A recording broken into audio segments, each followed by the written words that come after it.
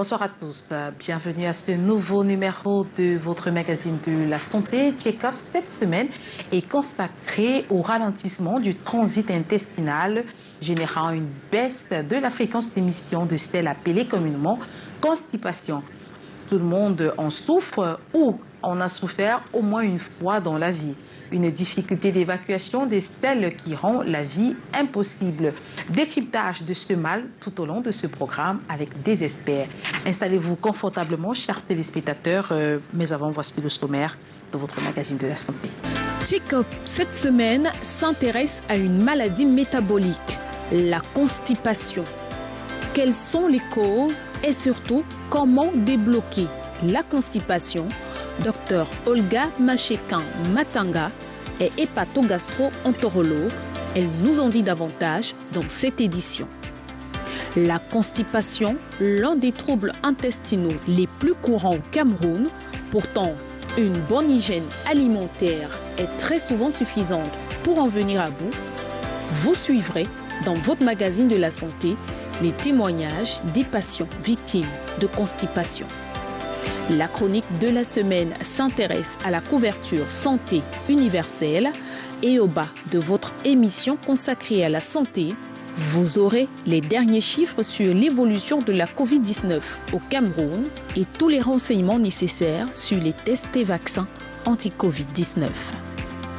Bonsoir une fois de plus et merci d'être des nôtres. Ils sont nombreux à souffrir de constipation et chacun réagit à sa manière. Si certains attendent à la maison pour que le malaise passe, d'autres sollicitent l'aide des médecins. C'est le cas de Rose Tolo, rencontrée par nos reporters Elisabeth Ngowum et Serge Tachemo lors de sa séance de consultation au service d'hépatogastro-entérologie de l'hôpital La Quintini de Douala. On l'écoute dans ce reportage qui suit.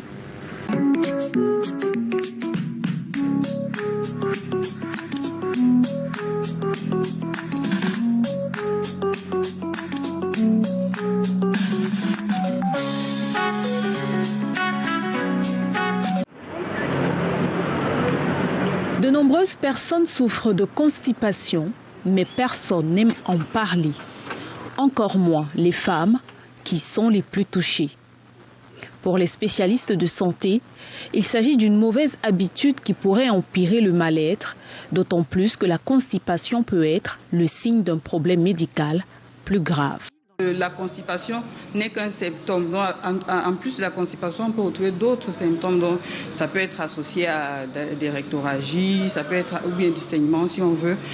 Ça peut être associé à une fièvre ou bien même pas une fièvre. Une altération de l'état général ou une autre maladie générale. Si c'est le diabète, par exemple, il peut avoir les signes de son diabète. Et puis, il y a maintenant ce qu'on appelle la constipation maladie, où c'est le malade, c'est sa constipation. Donc, ça dit que c'est une constipation fonctionnelle.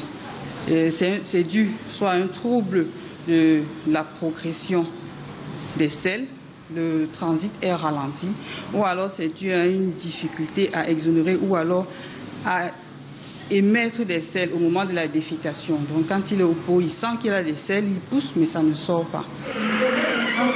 Rose Tolo, la cinquantaine, résidente au quartier Noudaïdo à Douala, a décidé de briser le silence. Elle a rendez-vous ce matin avec des seins, hépatogastro-entérologue en service à l'hôpital La Quintini de Douala. Ça fait environ 1 mois qu'elle a du mal à aller aux toilettes. Qu'est-ce qui ne va pas, madame? Oui, j'ai une constipation. Au début, est-ce que c'est venu subitement ou il y aurait un facteur qui aurait provoqué? Oui, parce que je prenais le pain les matins.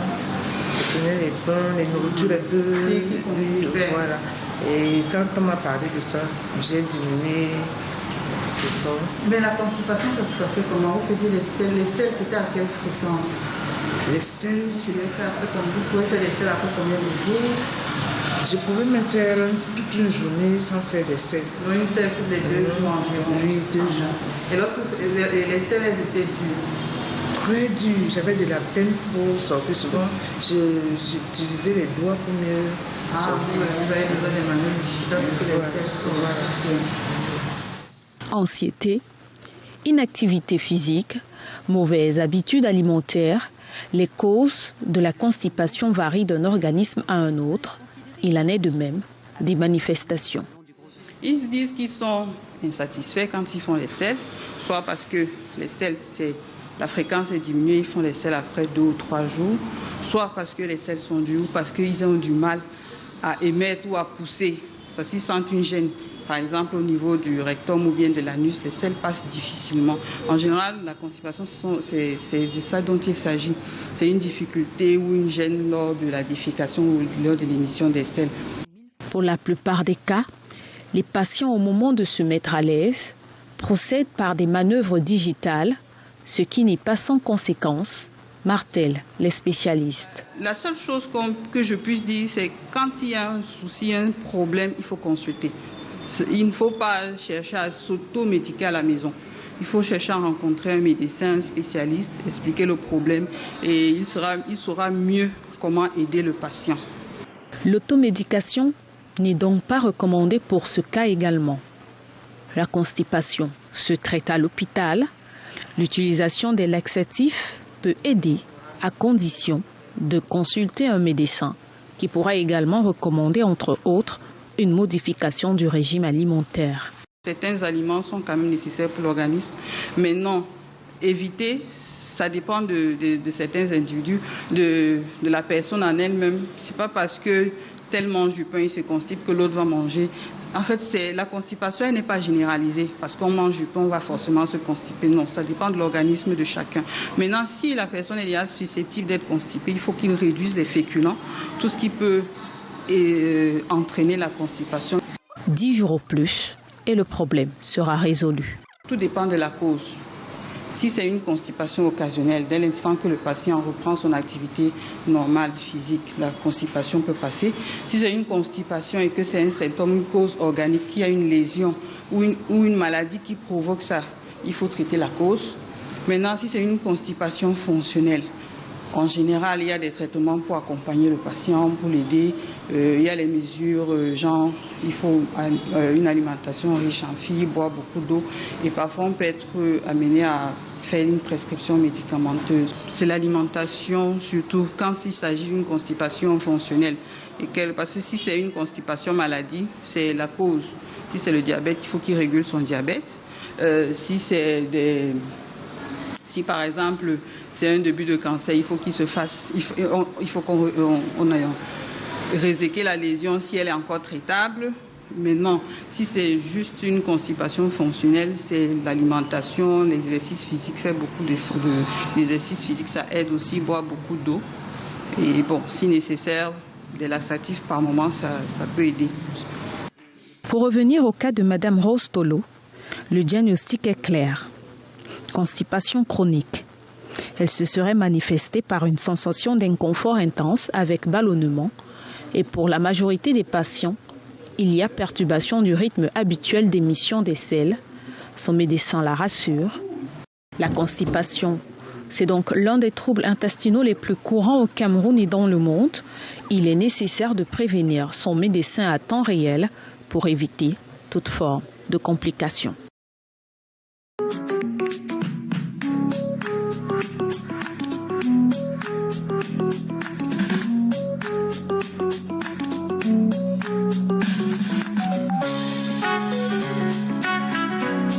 Retour sur ce plateau après ce reportage qui a fixé les uns et les autres sur la constipation.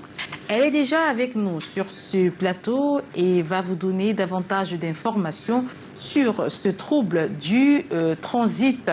C'est le docteur Olga Machikan Matanga. Bonjour docteur. Bonjour Mireille Flore. Alors, vous êtes hépatogastro-entérologue en service à l'hôpital La Quintini de Douala. Avec vous, nous allons comprendre la constipation qui est cette difficulté d'évacuation des selles. Alors, lorsqu'on sait que les selles, c'est un peu le résultat, les déchets de tout ce qu'on consomme. Parlez-nous un peu du parcours des aliments qu'on consomme dans l'organisme. Merci Mireille Flore de nous proposer ce plateau qui nous permettra d'édifier les téléspectateurs de Canal 2 International, notre chaîne leader. Ce que je dois dire, c'est que les aliments, leur parcours, c'est vraiment le branle-bas tout commence bien avant qu'on les ait en bouche. Rien qu'à l'idée d'y penser, de les sentir et d'avoir un tout petit peu faim, ça déclenche toute une cascade, ce qu'on appelle la digestion des aliments. Donc une fois que ceci est déclenché et qu'on a l'aliment à la bouche, il parcourt progressivement des étapes plus ou moins assez éprouvantes. Rapidement, à partir de la bouche, en traversant le canal aérodigestif, les aliments sont propulsés dans l'œsophage. À partir de ce moment, nous n'avons plus la maîtrise de notre motricité parce que la première partie est volontaire, mais après, c'est vraiment des mouvements qui ne dépendent plus trop de notre volonté. Donc, rapidement, le passage à travers l'œsophage, vous le verrez bien dans cette petite vidéo illustrative, les aliments arrivent dans l'estomac.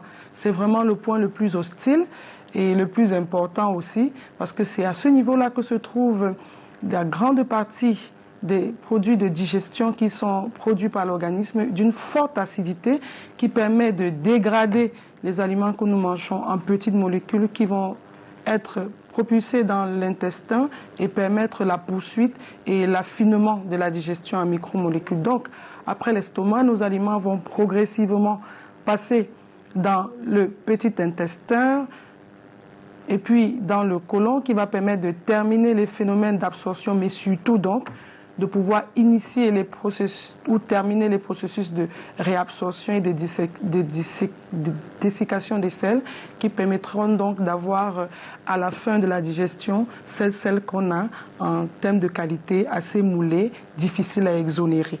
Alors, à partir de quel moment l'on dit qu'on est constipé? Voilà. Donc, on dit qu'on est constipé en général lorsqu'on a des problèmes pour évacuer les sels, c'est-à-dire, rapidement, on va pouvoir définir la constipation comme une insatisfaction lors de la défécation, soit parce qu'on n'a pas beaucoup de sels, soit parce que les sels ne sont pas de bonne qualité, elles sont trop dures, difficiles à exonérer, douloureuses. Donc, à ce moment-là, on parlera des sels. La constipation, donc, c'est un phénomène fréquent dans notre société. Jusqu'à 20 à 30% de personnes souffrent de problèmes de constipation. Ils ne sont pas très nombreux ceux qui consultent, moins de 10% de ceux-ci. Alors, on sait, docteur Machekam, que la consultation, la durée devrait être de 48 heures au maximum 72 heures. Qu'en est-il exactement? Merci pour la question. Je vois ici rapidement, c'est quoi un peu les signes d'alarme lorsqu'on est constipé? À partir de quel moment on devrait formellement consulter? Il faut dire que la constipation, comme je disais, c'est un phénomène assez fréquent qui induit beaucoup dans notre contexte de l'automédication et qui malheureusement entraîne beaucoup de problèmes iatrogéniques, c'est-à-dire des complications liées aux médications que nous utilisons.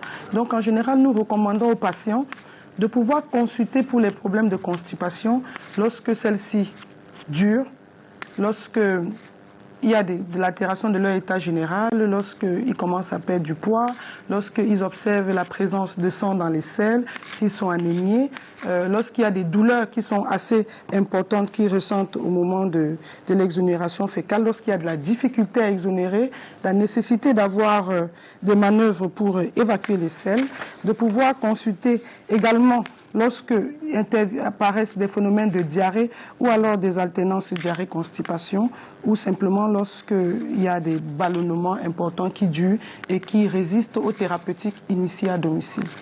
Alors, on a constaté que les femmes sont beaucoup plus affectées par la constipation que les hommes. Docteur, qu'est-ce qui pourrait expliquer cela? Effectivement, il y a des facteurs qui exposent à la constipation. Surtout le sexe féminin, c'est en partie lié à nos hormones. On sait que lorsqu'on est imprégné de progestérone chez la femme, comme c'est le cas chez la femme, on a plus que les patients d'autres sexes. Probabilité à avoir un ralentissement de transit. C'est aussi le cas pendant la grossesse et sur d'autres terrains comme les personnes âgées qui ont d'autres difficultés dans ce sens comme la diminution de la sensibilité au moment d'émettre les selles, qui ont des problèmes de la musculature, une faiblesse qui fait qu'il y a une gêne à l'évacuation des selles.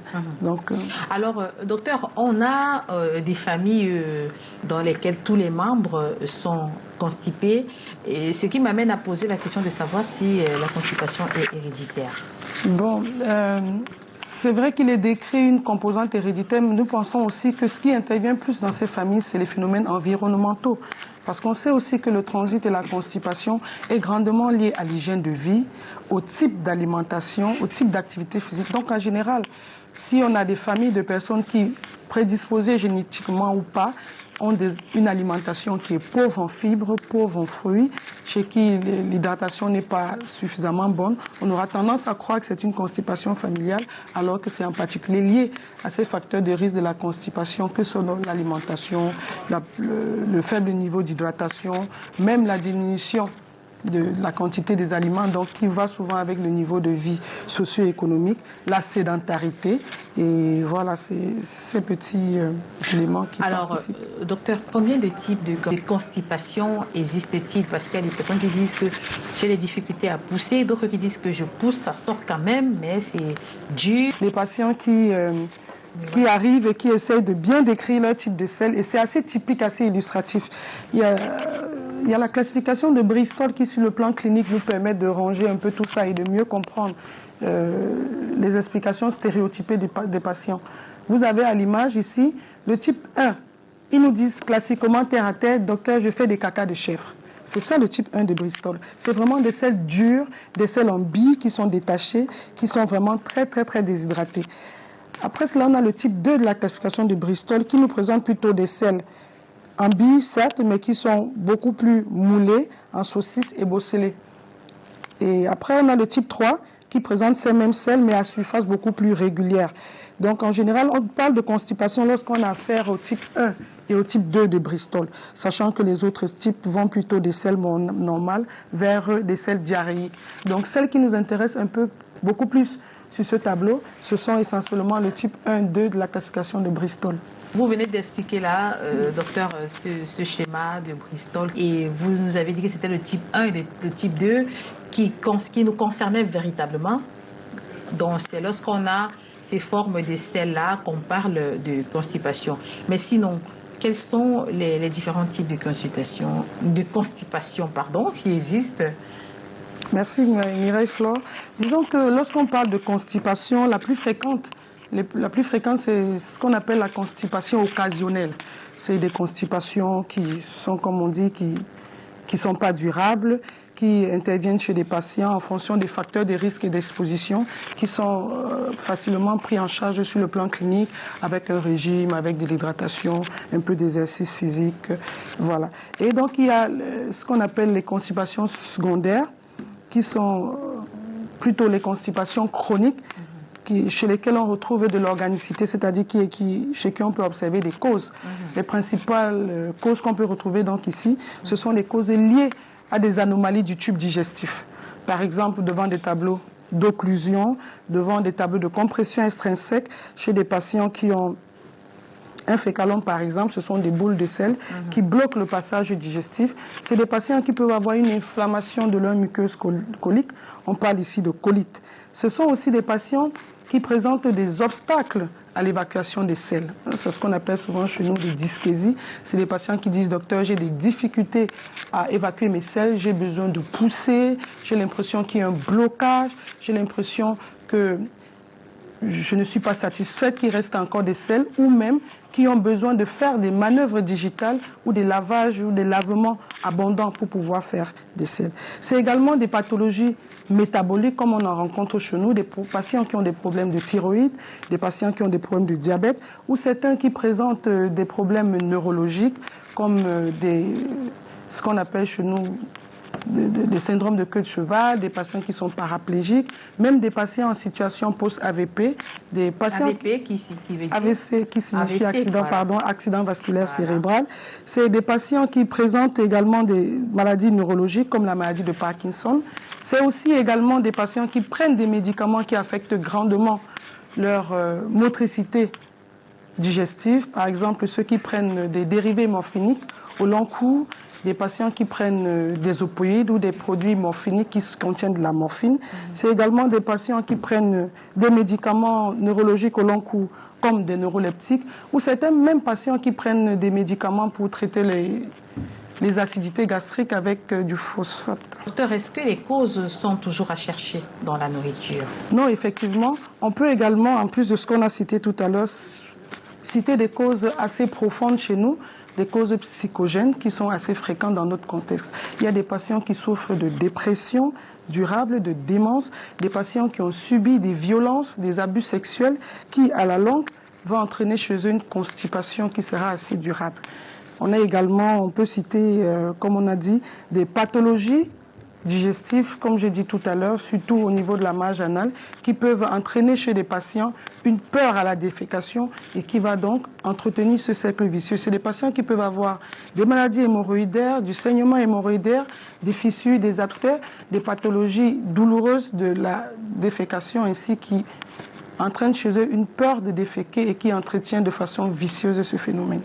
Alors, docteur, parlons des conséquences. Est-ce que la constipation peut être un signe de maladie? Effectivement, on l'a dit tout à l'heure, lorsqu'on parlait des causes digestives de la constipation, tout ce qui était sténose, tumeur, effectivement, la constipation peut être la circonstance des découvertes de ces anomalies-là. Elles peuvent être assez simples, de petites maladies inflammatoires, un diverticule, mais peuvent être aussi beaucoup plus graves, un polype ou alors malheureusement un cancer du côlon. On peut également citer la constitution d'un fécalome qui peut créer une véritable occlusion chez ces patients. Et comme vous avez dit, malheureusement, on peut arriver aux prises en charge jusqu'à chirurgicales. Après les manœuvres infructueuses, il peut arriver que la prise en charge puisse être chirurgicale. Donc, comme on disait tout à l'heure, dans les étiologies des hémorroïdes aussi, il peut y avoir des patients, c'est assez rare, mais des contextes qu'on appelle chez nous des contextes d'inertie colique ou de maladies comme la maladie de Hirschsprung qui, d'emblée, nécessitent des prises en charge instrumentale, voire chirurgicale. Donc la constipation peut nous emmener jusqu'au bloc opératoire. Docteur Olga Mashekam Matanga, nous sommes arrivés au terme de cet entretien. Un dernier mot. Un dernier mot à l'endroit de nos téléspectateurs. Un dernier mot à l'endroit de nos téléspectateurs, c'est de leur dire qu'évidemment, la constipation, c'est quelque chose de fréquent dans notre contexte et que la prise en charge concerne essentiellement des mesures non médicamenteuses qui sont dans notre contexte une hydratation abondante, une alimentation riche en fruits, en légumes et donc en fibres, une alimentation de bonne qualité, en quantité, surtout en qualité. Nous recommandons aux patients de bien mâcher les aliments quand ils mangent, d'apprendre à manger à des heures régulières, de pouvoir avoir ce qu'on appelle l'hygiène à la défécation, c'est-à-dire se présenter de façon régulière aux toilettes et de pouvoir prendre son temps pour évacuer ces selles, pouvoir adopter une bonne attitude. Nous n'allons jamais cesser d'en parler. C'est ce qu'on appelle les toilettes turques. Malheureusement, l'évolution fait qu'aujourd'hui, nous avons tous des toilettes modernes qui altèrent la qualité de notre défécation et qui majorent nos problèmes. Donc, essentiellement, nous conseillons aux patients, s'ils n'ont pas de toilettes turques, de pouvoir utiliser des petits élévateurs qui permettent aux patients d'avoir une belle angulation quand ils sont aux toilettes, qui aideront à la physiologie de la défécation. Merci, docteur Olga Mashekam Matanga. Bon retour dans votre service hospitalier. Merci Mireille Flore pour cette invitation avec édification de nos téléspectateurs et bonne soirée à nous tous. Alors, parlons à présent de la couverture santé universelle. La population est de plus en plus attentive quant à sa mise sur pied. Le processus est en marche. S'achemine-t-on vers son effectivité? Réponse dans la chronique de la semaine proposée par Benoît Bisson, qui est un spécialiste des questions de santé et coordonnateur de la plateforme en ligne d'information sanitaire 13 degrés à l'ombre.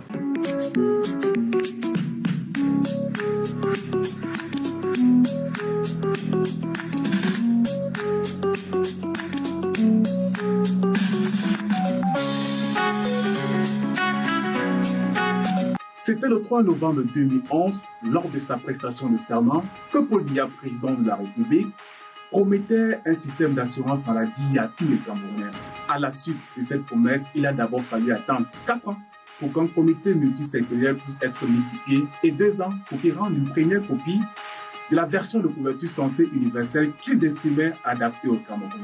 C'était après que Paul Biya leur a mis le feu aux fesses le 31 décembre 2017 lors d'une adresse à la nation. C'est dans cette optique que j'ai donné au gouvernement l'instruction de parachever les réflexions relatives à la mise sur pied progressive de la couverture santé universelle. Un avant-projet de loi sera même déposé à l'Assemblée nationale en 2018 avec pour projection 2019 comme année de démarrage.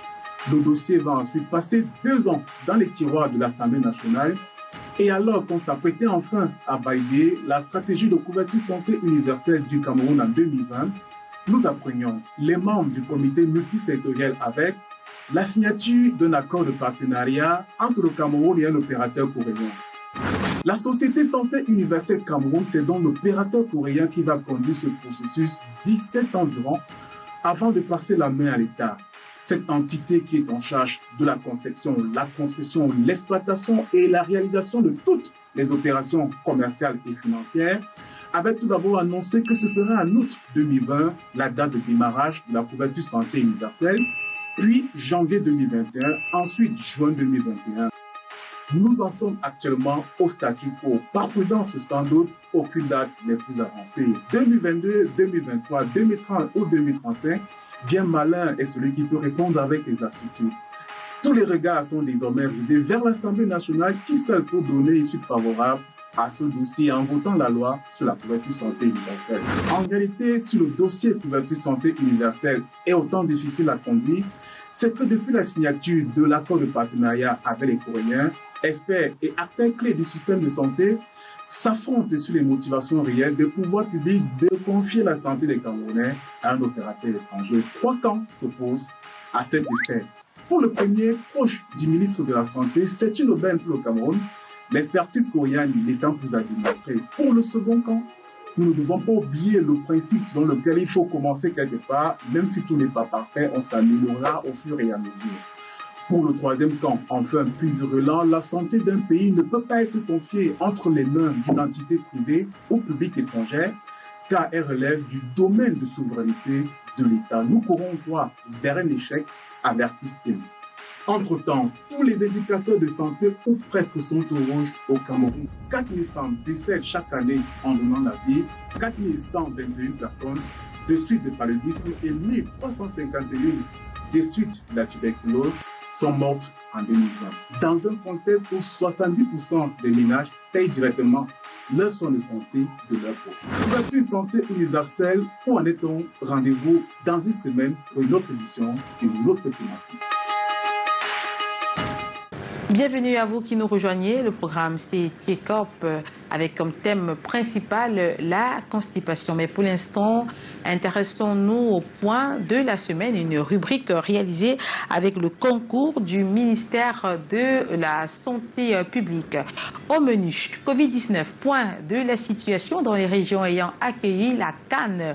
Concernant les entrées et sorties du territoire, votre voyage est imminent, vous n'êtes plus éligible dans un site de testing, dans un centre de prélèvement. Que faire? La réponse dans ce point de la semaine. Vaccination Covid-19, est-il nécessaire de prendre une 3e dose? C'est la question que se pose la majorité des Camerounais. La réponse également, c'est à suivre dans ce point de la semaine. Et dans ce point de la semaine, un mot sera également dit sur le choléra qui continue de sévir au Cameroun. On regarde. Parcourons ensemble le point santé de la semaine. Actu Covid-19, les chiffres de la semaine. Situation nationale pour la semaine du 3 au 9 février 2022. CITREP du 9 février 2022. 118 933 cas confirmés, 1915 décès enregistrés, 542 cas actifs. 16 cas sont hospitalisés, soit 10 sous oxygène. Situation des régions Cannes, centre, littoral nord, ouest et sud-ouest pour la période du 3 au 9 février 2022, CITREP du 9 février 2022. Situation dans la région du centre, 97 nouveaux cas, aucun décès enregistré et 252 cas de guérison. Les chiffres de la région du littoral présentent 88 nouveaux cas, 2 décès et 176 guéris. Dans la région du Nord, l'on n'enregistre aucun nouveau cas, aucun décès et 5 cas de guérison. La région de l'Ouest, elle présente 6 nouveaux cas, aucun décès et 48 guéris. Dans la région du Sud-Ouest, l'on enregistre 5 nouveaux cas, aucun décès et 8 cas de guérison. Entrée et sortie du territoire. En cas d'enregistrement tardif dans la plateforme, si la date de vol imposée par l'application ne correspond pas à celle souhaitée, si votre pays hôte vous impose des tests de moins de 24 heures ou en cas d'oubli de prélèvement dans les délais recommandés, des solutions d'urgence nécessitant un enregistrement préalable dans la plateforme mamalpro.com vous sont désormais proposées avec l'aide de plusieurs laboratoires de la ville, désormais agréés par le ministère de la Santé publique du Cameroun. La liste des laboratoires est disponible dans tous les sites de prélèvement public ou par appel au 1510. Vaccination Covid-19. Bien que la plupart des pays aient déjà introduit une 3e dose de vaccination anti-Covid-19 dans leur système de santé, le système sanitaire de notre pays ne l'a pas encore adopté. Pour toute question relative à une éventuelle 3e dose ou à un changement de vaccin, veuillez vous rapprocher des services compétents. Il faut néanmoins rappeler que la vaccination demeure à ce jour le moyen le plus efficace pour lutter contre le Covid-19. Le sujet de la semaine porte sur le choléra. Selon le rapport de la situation du choléra pour la période allant du 31 janvier au 6 février 2022, le Cameroun compte 4 régions actives, l'extrême nord, le sud, le littoral et le sud-ouest. 18 districts de santé sont touchés, 14 districts de santé sont actifs, 1242 cas sont notifiés, 35 cas ont été confirmés et 3 décès ont été enregistrés. 143 nouveaux cas sont notifiés, soit 89 pour la région du sud-ouest, 41 cas et 2 décès pour le littoral, 13 cas et 1 décès pour la région du sud. En cas d'exposition à un cas suspect ou avéré de choléra, se rapprocher systématiquement d'une formation sanitaire pour prise en charge. Si vous développez des symptômes assimilables à ceux les traitements traditionnels sont fortement déconseillés. Par conséquent, il est primordial de se rendre rapidement dans la formation sanitaire la plus proche. Précisons que les cas de décès enregistrés à ce jour sont dus soit à l'absence de prise en charge, soit à une prise en charge tardive. En cas de difficulté, veuillez contacter le 1510. Soyons prudents, le choléra tue.